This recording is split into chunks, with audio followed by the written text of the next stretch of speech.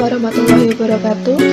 Kami dari kelompok 6 akan mempresentasikan portofolio praktikum fitokimia dengan judul ekstraksi cair-cair dan analisa KLT pada pertemuan ketiga, keempat, dan kelima. Kami beranggotakan yang pertama Mutia Istiqoroh, yang kedua Farika Rahmatudina, yang ketiga Erlina Ida Kusrifani, yang keempat Esti Ayu Wardani. Pada praktikum kali ini memiliki tujuan yang pertama melakukan pemisahan atau fraksinasi ekstrak tanaman menggunakan metode ekstraksi cair-cair. Yang kedua, menentukan fase gerak yang cocok untuk pemisahan senyawa menggunakan metode KLT. Yang ketiga, mahasiswa mampu monitoring kandungan kimia ekstrak, fraksi-fraksi dan subfraksi dari ekstrak dengan metode kromatografi lapis tipis atau KLT. Dasar teori, ekstraksi cair-cair dan analisa KLT. Ekstraksi merupakan proses pemisahan suatu zat berdasarkan perbedaan kelarutannya terhadap dua cairan tidak saling larut yang berbeda. Ekstraksi cair-cair atau corong pisah merupakan pemisahan komponen kimia di antara dua fase pelarut yang tidak dapat saling bercampur, di mana sebagian komponen larut pada fase pertama dan sebagiannya lagi larut pada fase kedua. Kedua fase yang mengandung zat terdispersi dikocok lalu didiamkan sampai terjadi pemisahan sempurna dan terbentuk dua lapisan fase zat cair. Komponen kimia akan terpisah ke dalam dua fase tersebut sesuai dengan tingkat kepolarannya dengan perbandingan konsentrasi yang tetap. Selanjutnya, ekstrak bahan alam mengandung campuran senyawa yang bervariasi sifat fisika dan kimianya.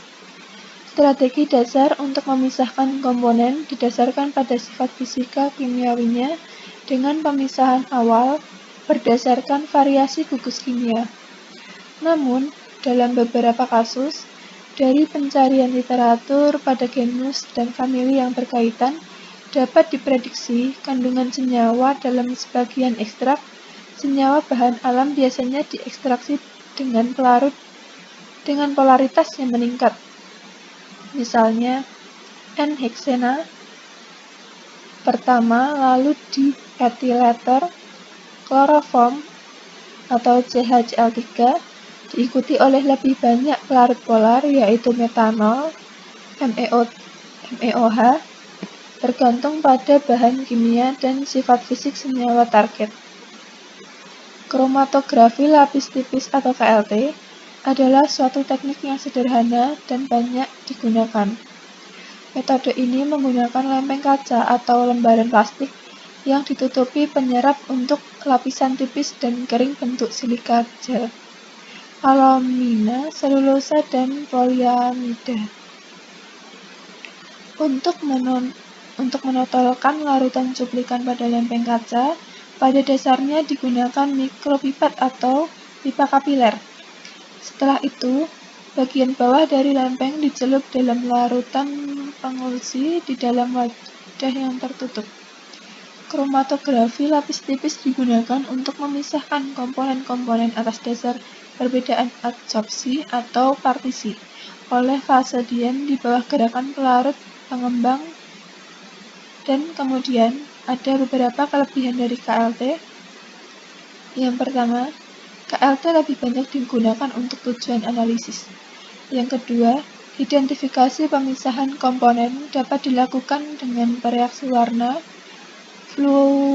fluoresensi, atau dengan radiasi menggunakan sinar ultraviolet. Yang ketiga, dapat dilakukan elusi secara mekanik atau ascending, menurun atau descending, atau dengan cara elusi dua dimensi. Selanjutnya, yang keempat, ketepatan penentuan kadar akan lebih baik karena komponen yang akan ditentukan merupakan bercak yang tidak bergerak. Yang kelima, hanya membutuhkan sedikit pelarut. Yang keenam, biaya yang digunakan terjangkau. Yang ketujuh, jumlah perlengkapan sedikit. Yang kedelapan, preparasi sampel yang mudah. 9. Dapat untuk memisahkan senyawa hidrofobik atau lipid dan hidrokarbon yang dengan metode kertas tidak bisa. Adapun kekurangan KLT yaitu yang pertama, butuh ketekunan dan kesabaran yang ekstra untuk mendapatkan bercak atau noda yang diharapkan. Yang kedua, butuh sistem trial and error untuk menentukan sistem L1 yang cocok.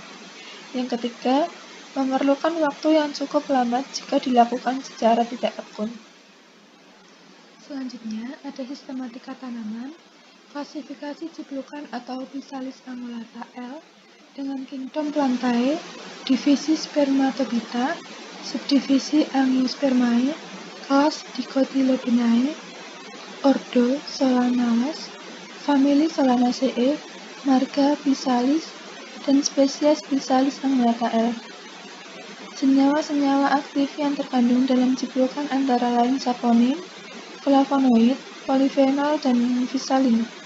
Komposisi detail pada beberapa bagian tanaman antara lain ada herba yang mengandung physalin B, physalin D, physalin F, dan beta-glutin A. Kemudian biji mengandung 12-25% protein, 15-40% minyak lemak dengan komponen utama asam palmitat dan asam stearat. Selanjutnya akar yang mengandung alkaloid. Kemudian daun yang mengandung glikosida flavonoid atau luteolin. Selanjutnya ada tunas yang mengandung flavonoid dan saponin. Akar tumbuhan ciplukan pada umumnya digunakan sebagai obat cacing dan penurun demam. Daunnya digunakan untuk penyembuhan patah tulang, busung air, bisul, borok, penguat jantung, keseleo, nyeri perut, dan kencing nanah. Buah ciplukan sendiri juga sering dimakan untuk mengobati epilepsi, tidak dapat kencing, dan penyakit kuning. ECC kali ini yaitu alat yang pertama corong pisah, batang pengaduk, Erlenmeyer, kertas saring, lempeng KLT silika gel 60 F254, bak kromatografi, pipa kapiler, cawan penguap, klem dan statif, lampu UV 254 nanometer dan 366 nanometer. Sedangkan bahan yang digunakan yaitu ekstrak herba ciplukan, N-hexan, etil asetat, aquades, dan etanol 96%. Di sini saya akan menjelaskan tentang cara kerja ekstrak cair-cair. Yang pertama yaitu siapkanlah alat dan bahan yang akan digunakan untuk melakukan praktikum ekstrak cair-cair dan optimasi fase gerak kromatografi kolom dengan KLT. Alat yang perlu dipersiapkan yaitu Erlenmeyer, corong pisah, gelas ukur, beker gelas, batang pengaduk, dan juga ekstrak herba ciplukan, etanol 96%, fraksi N-hexan, dan fraksi etil asetat. Yang kedua yaitu timbang sejumlah tertentu ekstrak dan masukkan ke dalam beker gelas. Lalu tambahkan sejumlah tertentu etanol 96% secukupnya hingga larut dan tambahkan dengan 75 ml aquades. Berikut merupakan gambar pelarutan dari ekstrak.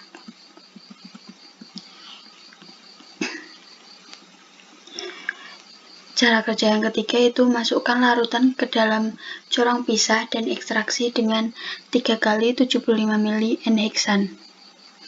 Ini merupakan gambar dari pemasukan ekstrak yang telah dilarutkan yang ditambah dengan pelarut N-hexan.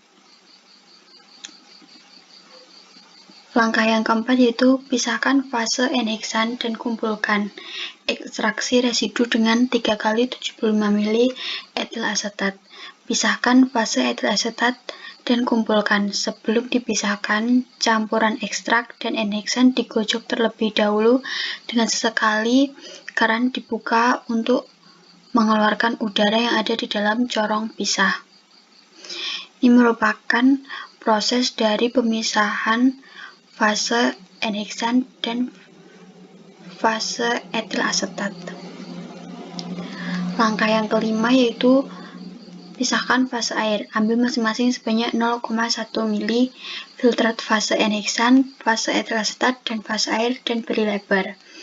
Ini merupakan hasil dari fase N-heksan, ini merupakan hasil dari fase etil asetat, dan ini merupakan hasil dari fase air.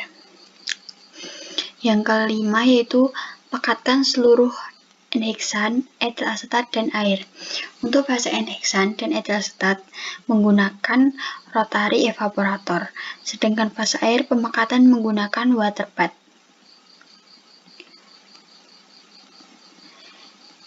Langkah yang keenam yaitu timbang masing-masing 3 fraksi yang didapat dan hitung rendemen dari fraksi N-heksan, etil asetat, dan air. Jika terbentuk fraksi tidak larut, keringkan fraksi tersebut dengan oven 50 derajat Celcius lalu timbang bobotnya. Ini merupakan hasil pemekatan dari ketiga fraksi.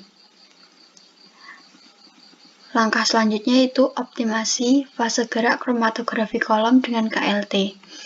Yang pertama, jenuhkanlah fase gerak pada chamber yang berisi campuran N-heksan etil asetat 7:3. Yang kedua, toluen banding etil asetat dibanding klorofrom itu 5:1:4. Yang ketiga, etil asetat dibanding asam format dibanding asam asetat glasial dibanding air, yaitu perbandingannya 8:0,5 dibanding 0,5 dibanding 1. Yang keempat yaitu etil asetat dibanding metanol dibanding air dengan perbandingan 6:3:1. Ini merupakan gambar dari chamber. Yang kedua, siapkanlah ekstrak herba ciplukan dari proses maserasi dan soklet, serta siapkan fraksi N-heksan, fase etil asetat, dan fase air. Yang ketiga itu siapkanlah lempeng KLT dengan ukuran 6x6 cm dan beri tanda batas kira-kira 1 cm dari batas dan bawah plat dengan pensil. Totalkan ekstrak dan fraksi herba ciplukan pada garis batas bawah plat KLT. Ini merupakan gambar dari lempeng KLT yang telah ditotalkan dengan ekstrak dan fraksi. Langkah yang kelima yaitu masukkanlah lempeng KLT ke dalam chamber, kemudian amati lempeng KLT hingga fase gerak mengelusi senyawa sampai batas atas. Ambil lempeng dan kering anginkan. Amati bercaknya pada visible, lampu UV 254 nanometer dan UV 366 nanometer dan hitung RF. Ini merupakan gambar dari lempeng KLT yang telah dimasukkan ke dalam chamber. Bagian kelima, data. Bagian kelima terdiri dari 2 bagian, yaitu A. Rendemen dan B. Pola kromatografi. Yang pertama A. Rendemen. Cara untuk menghitung bobot ekstrak awal adalah bobot cawan porselin berisi ekstrak awal dikurangi bobot cawan porselin berisi sisa ekstrak awal, yaitu 44,1292 gram dikurangi 34,3222 gram. Yang didapatkan hasil bobot ekstrak awal adalah 9,8070. Yang kedua, cara menghitung bobot fraksi. Cara menghitung bobot fraksi adalah bobot botol yang berisi fraksi dikurangi bobot botol kosong.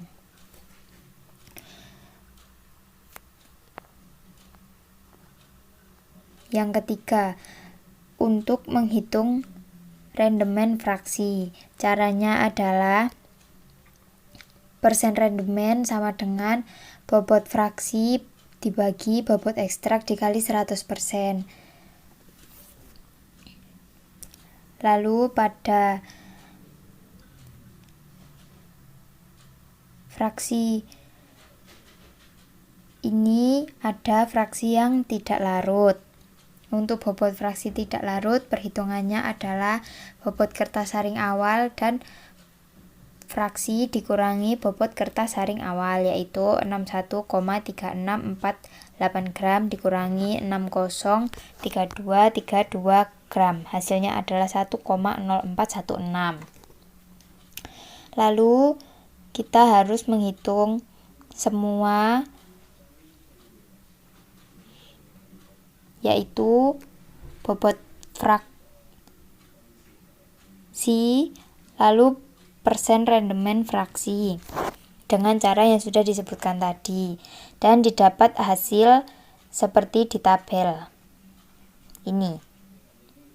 Untuk organoleptis, fraksi N-heksana warnanya hijau, baunya khas, rasanya khas. Lalu fraksi etil asetat adalah warnanya hijau, bau khas, dan rasa khas. Dan untuk fraksi air warnanya coklat, baunya khas, dan rasanya khas. Bobot ekstrak didapat 9,8070 gram. Untuk bobot fraksi yang dari fraksi N-heksana itu 0,633 gram, bobot fraksi etil asetat 2,0342 gram, dan bobot fraksi air 5,225 gram. Untuk rendemen fraksi N-heksana 6,4546%, lalu rendemen fraksi etil asetat 20,7423%, dan rendemen fraksi air 53,2783%. Bagian kedua, pola kromatografi. Kromatografi yang digunakan adalah kromatografi lapis tipis. Kromatografi lapis tipis kali ini menggunakan fase gerak N-heksana dibanding etil asetat dengan perbandingan N-heksana 7 dan etil asetat 3. Ada 4 macam sampel, yaitu ekstrak, fraksi N-heksana, fraksi etil asetat, dan fraksi air. Lalu untuk pengamatan dilakukan pada visible tanpa bereaksi dan deteksi UV 254 nm dan deteksi UV 366 nm menggunakan pereaksi sitoborat untuk mendeteksi flavonoid pada senyawa. Untuk mengisi tabel, kita perlu mengetahui cara untuk menghitung RF. Cara untuk menghitung RF menggunakan rumus jarak tempuh senyawa dibagi jarak tempuh fase gerak. Untuk sampel yang pertama, ekstrak. Kode bercaknya E1 itu yang dideteksi menggunakan sinar tampak. RF yang didapat adalah 0,26 cm. Bercaknya berwarna kecoklatan. Yang E2 itu yang menggunakan deteksi UV 254 nm. RF yang didapatkan adalah 0,68 cm. Warna nodanya adalah biru pudar. Reaksi yang digunakan sitoborat. Untuk bercak E3 itu dideteksi menggunakan UV 366 nm. RF yang didapatkan adalah 0,44 cm. Warna nodanya adalah biru nyala. Reaksi yang digunakan sitoborat. Untuk sampel kedua itu fraksi N-heksana.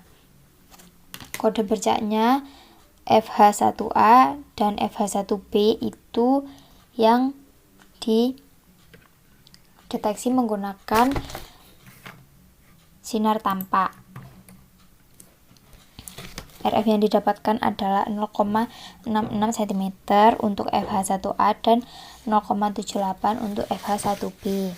Reaksi yang digunakan tidak ada. Warna nodanya kecoklatan. Untuk FH2 itu deteksi menggunakan UV 254 nm.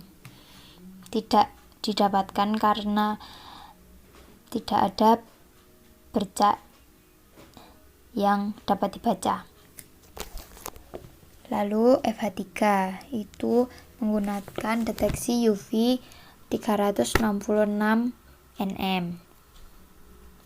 RF yang didapatkan adalah 0,72. Warna nodanya adalah warna biru, reaksi yang digunakan sitoborat. Lalu untuk sampel fraksi etil asetat, itu yang kode bercak Fe1 ada 4, Fe1A, Fe1B, Fe1C, dan Fe1D.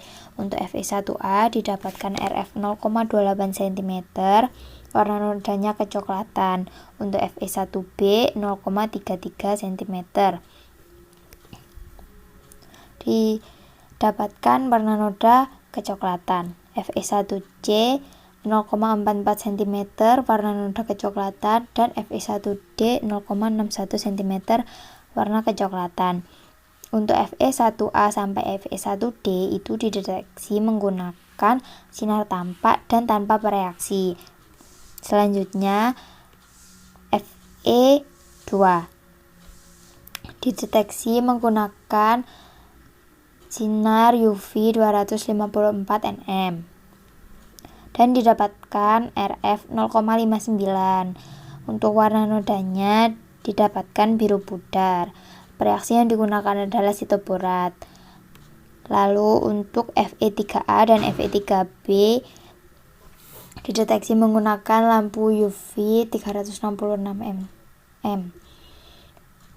Fe3A didapatkan RF 0,56 cm dan Fe3B 0,64 cm.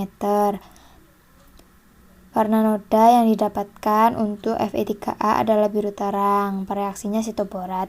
Sedangkan untuk Fe3B warna nodanya kecoklatan dan reaksinya sitoborat. Lalu selanjutnya fraksi air. Kode bercaknya adalah Fa. Pada semua deteksi, mulai dari deteksi sinar tampak, deteksi UV 254 nm dan UV 366 nm, itu tidak didapatkan bercak noda. Jadi datanya strip.